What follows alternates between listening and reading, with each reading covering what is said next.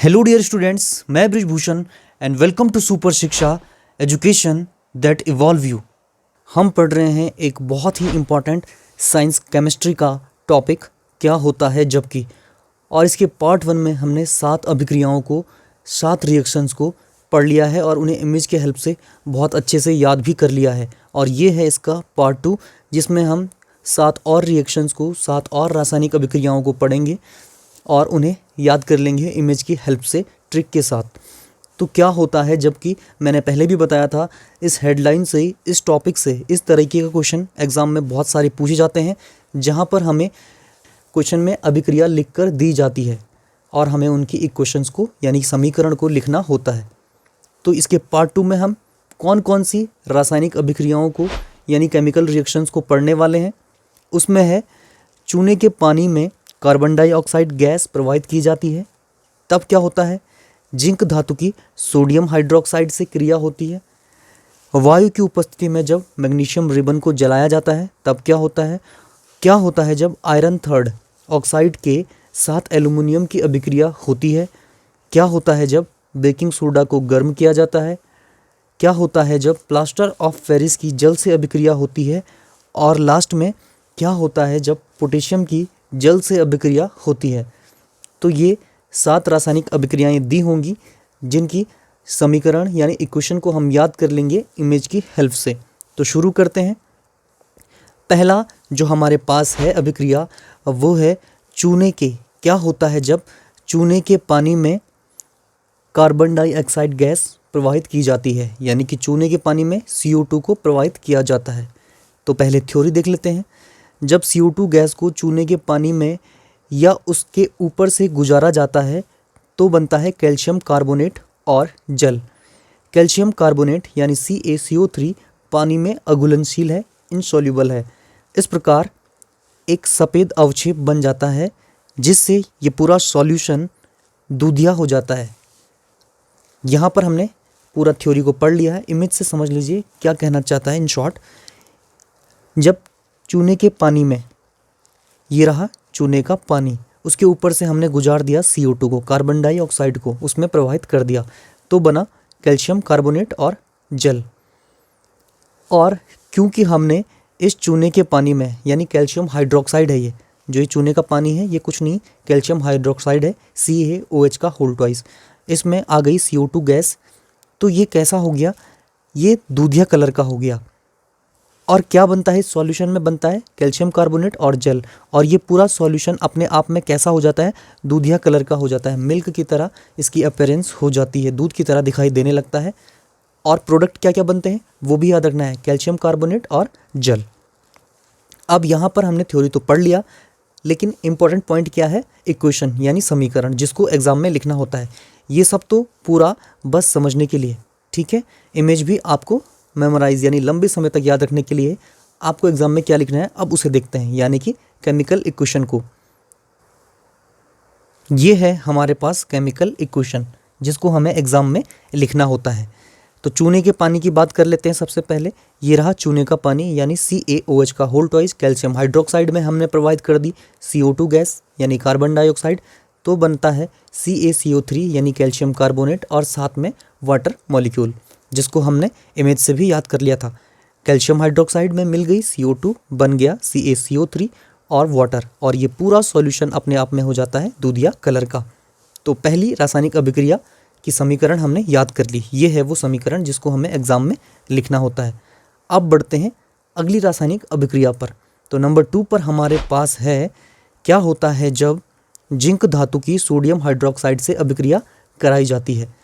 तो सबसे पहले थ्योरी, जिंक यानी कि जो मेटल होता है हमारे पास जिंक, जलीय सोडियम हाइड्रोक्साइड से क्रिया करके सोडियम जिंकेट और हाइड्रोजन गैस बनाता है। इमेज से देखिए, ये रहा जिंक, ये रहा सोडियम हाइड्रोक्साइड, दोनों की अभिक्रिया हुई तो हमारे पास बना एक वाइट पाउडर जिसे हम कहते हैं सोडियम जिंकेट। ये ऐसा ही दिखता है वाइट पाउडर की तरह, ठीक है। और साथ में कौन सी गैस मुक्त होती है, हाइड्रोजन गैस। तो ये तो हमने इमेज से याद कर लिया। अब फटाफट कर लेते हैं इसकी केमिकल इक्वेशन यानी रासायनिक समीकरण को। तो Zn यानी जिंक प्लस 2NaOH। अब ये 2 क्यों लिखा है, ये तो हम बाद में केमिकल इक्वेशन को बैलेंस कर लेते हैं। आप इतना समझ लीजिए कि जिंक यानी Zn plus NaOH gives Na2ZnO2 यानी सोडियम जिंकेट, और साथ में मिलता है एडिशनल हाइड्रोजन गैस। तो ये है केमिकल इक्वेशन।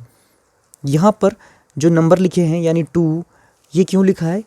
रासायनिक समीकरण को संतुलित करने के लिए। अगर आपको संतुलित करना नहीं आता है तो हम इसका एक नया वीडियो करेंगे जिसमें हम रासायनिक समीकरण को संतुलित करना सीखेंगे। तो अभी के लिए हमने 2 रासायनिक अभिक्रियाओं को पढ़ लिया है। आगे बढ़ते हैं। अब है हमारे पास तीसरे नंबर पर क्या होता है जबकि वायु की उपस्थिति में मैग्नीशियम रिबन का दहन किया जाता है, यानी उसको जलाया जाता है। ये हमारे सिलेबस में एक एक्टिविटी भी है। तो यहाँ पर देख लेते हैं क्या होगा मैग्नीशियम रिबन को जलाने पर।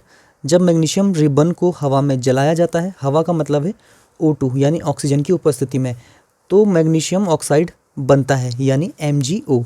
रिबन के जलने पर एक चमकदार सफ़ेद रोशनी उत्पन्न होती है और पाउडर जैसी राख अर्थात MgO बनती है। तो जो राख बनती है वो होता है MgO यानी मैग्नीशियम ऑक्साइड। यह प्रक्रिया एक अत्यधिक ऊष्माक्षेपी है, यानी इस प्रक्रिया में बहुत अधिक मात्रा में ऊष्मा निकलती है, हीट निकलती है, क्योंकि हम जला रहे हैं एक मेटल को, मैग्नीशियम को। तो ये कैसी प्रक्रिया है? जिनमें ऊष्मा निकलती है वो होती हैं ऊष्माक्षेपी, और जिनमें ऊष्मा अवशोषित होती है उन्हें हम कहते हैं ऊष्मा शोषी। तो यहाँ पर इस चीज़ को हम समझ गए। इमेज से भी इसे देख लेते हैं। ये रहा मैग्नीशियम रिबन, O2 की प्रेजेंस में इसे हम जला रहे हैं। तो ये जो हमारे पास वाइट पाउडर बना यानी राख बनी चमकदार रोशनी के साथ, वो है मैग्नीशियम ऑक्साइड। तो ये है हमारे पास मैग्नीशियम ऑक्साइड, और साथ में हमें मिलती है ऊष्मा, क्योंकि ये एक ऊष्माक्षेपी प्रक्रिया है। अब इस थ्योरी को यहाँ से हटा लेते हैं और लिख लेते हैं केमिकल इक्वेशन यानी रासायनिक समीकरण को, जिसको एग्ज़ाम में लिखना होता है।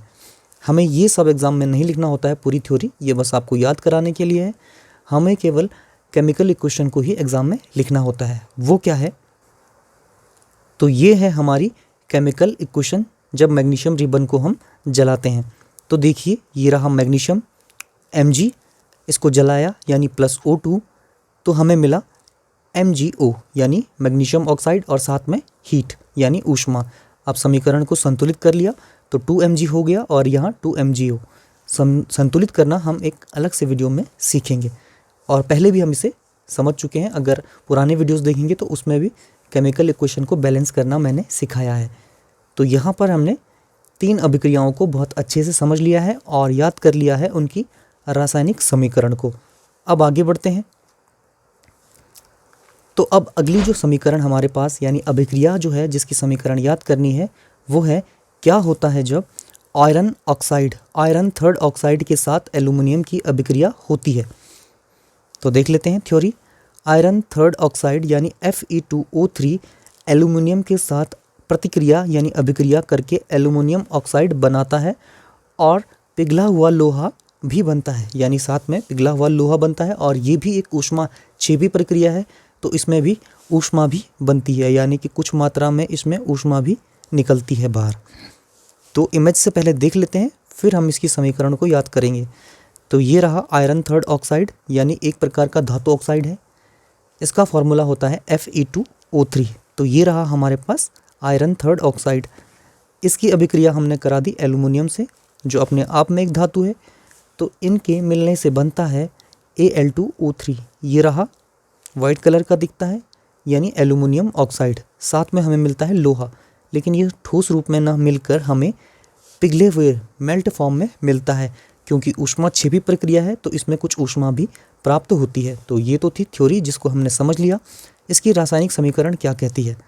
रासायनिक समीकरण देखिए, Fe2O3 यानी कि iron third oxide plus Al, 2Al क्योंकि संतुलित करना है, तो Fe2O3 प्लस 2Al प्लस यहाँ पर प्लस हटा देंगे, गिव्स यानी तीर का निशान, और ये बनेगा Al2O3 यानी एल्यूमिनियम ऑक्साइड। साथ में हमें मिलता है आयरन यानी पिघला हुआ लोहा, तो प्लस 2Fe एंड लास्ट में हीट ऊष्मा।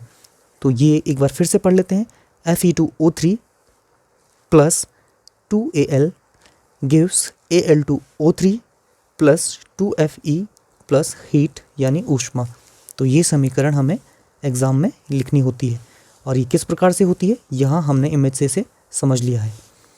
अगली जो रासायनिक अभिक्रिया है हमारे पास वो है क्या होता है जब बेकिंग सोडा को गर्म किया जाता है।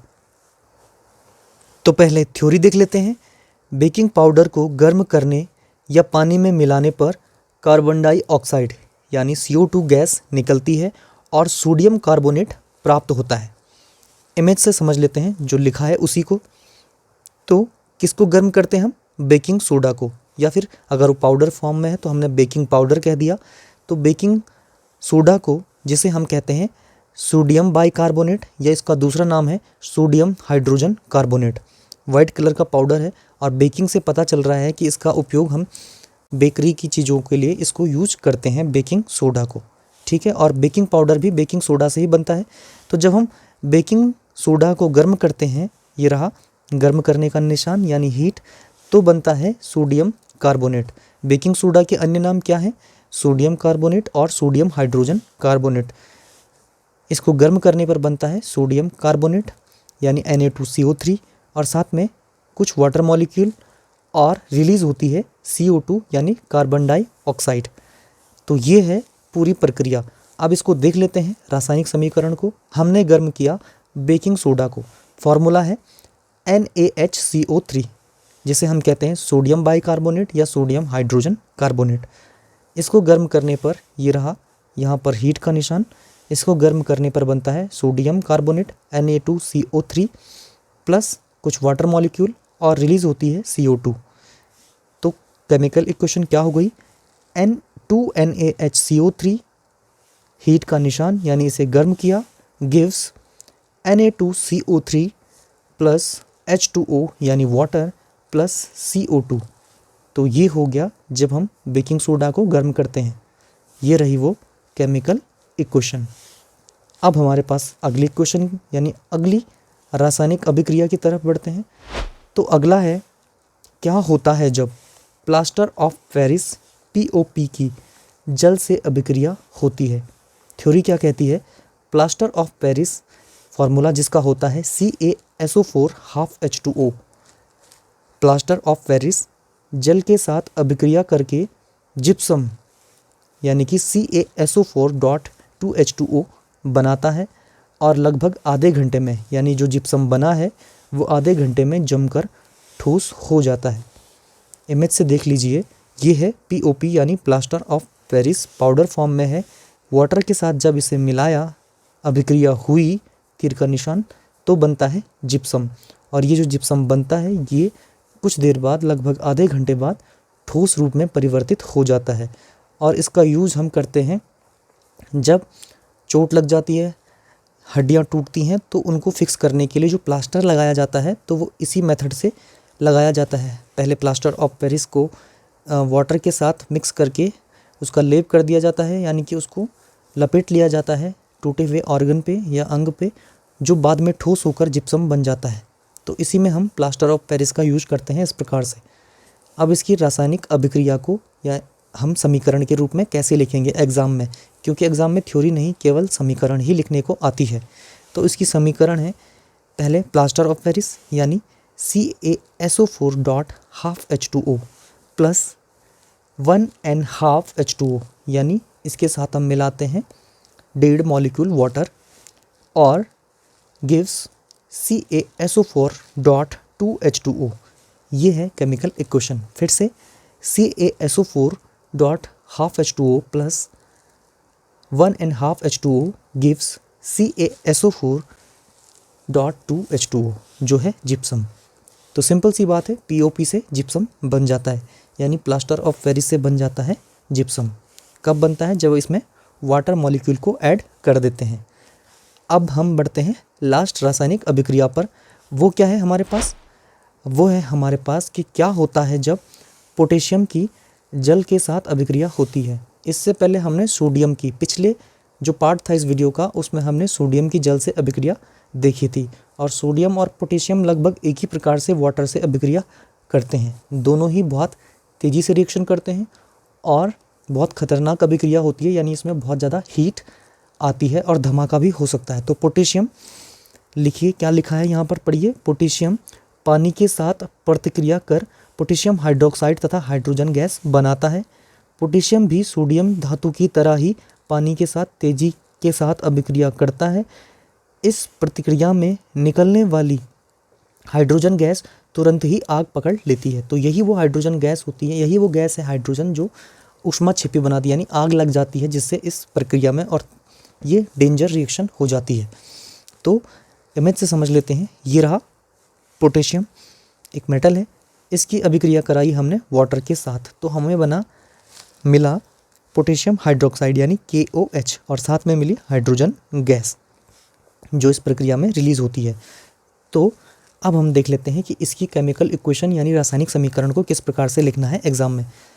कहानी तो हम समझ गए कि पोटेशियम को पानी में मिलाया तो पोटेशियम हाइड्रोक्साइड बना और हाइड्रोजन गैस निकली। समीकरण क्या होगी वो देखते हैं। तो ये है इस अभिक्रिया की समीकरण। पोटेशियम प्लस H2O यानी कि पोटेशियम को मिला दिया पानी से, गिव्स KOH यानी पोटेशियम हाइड्रोक्साइड, और साथ में रिलीज होती है H2 यानी हाइड्रोजन गैस। इक्वेशन क्या हो जाएगी बैलेंस के बाद? बैलेंस करने के बाद 2K plus 2H2O gives 2KOH plus H2। यही वो इक्वेशन है जिसे एग्ज़ाम में लिखना होगा जब ये क्वेश्चन पूछा जाएगा कि क्या होता है जब पोटेशियम की जल के साथ अभिक्रिया होती है। तो हमने इन वीडियोज़ में 2 पार्ट इस वीडियो के करे, जो था क्या होता है जबकि। इस टाइटल के साथ बहुत से क्वेश्चन एग्ज़ाम में पूछे जाते हैं और 10th क्लास के लेवल पर यही सबसे इम्पॉर्टेंट है।